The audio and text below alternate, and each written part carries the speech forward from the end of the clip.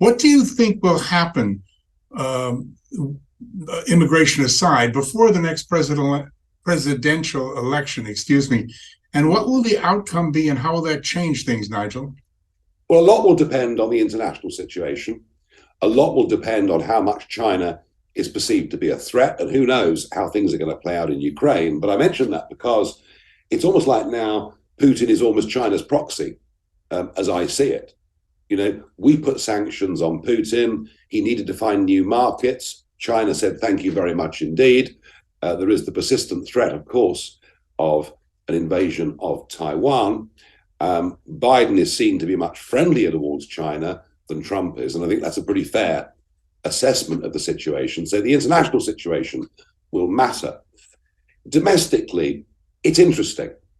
You know, DeSantis the other night with his rather, should we call it, staccato launch on Twitter, which is not his fault, you know, but there we are. I think the war on woke, the stuff our kids are being taught in schools, and, you know, Youngkin winning the governorship in Virginia, very much on that issue. These things are important, but I think it would be a mistake for the Republican Party to focus too much on the culture wars. I think at the end of the day, what Bill Clinton and Dick Morris said between them all those years ago, it's the economy, stupid.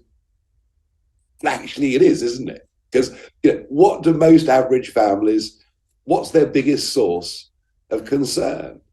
It's what's the electricity bill going to be? Can we afford to go on a proper holiday this year? My goodness me, look at what the college fees are going to be for little Billy.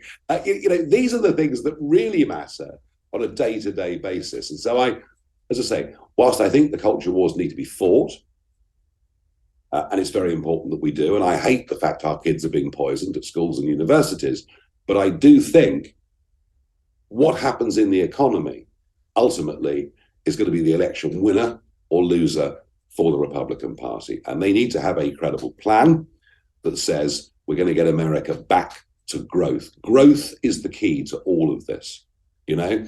And this is where I feel that Trump is actually quite well placed to say to the American public, look, hey, you know what? Were you better off under me than you are now? And I think the answer is likely to be yes. He put more money in Americans' pockets than any president. With all the negativity, there are those facts.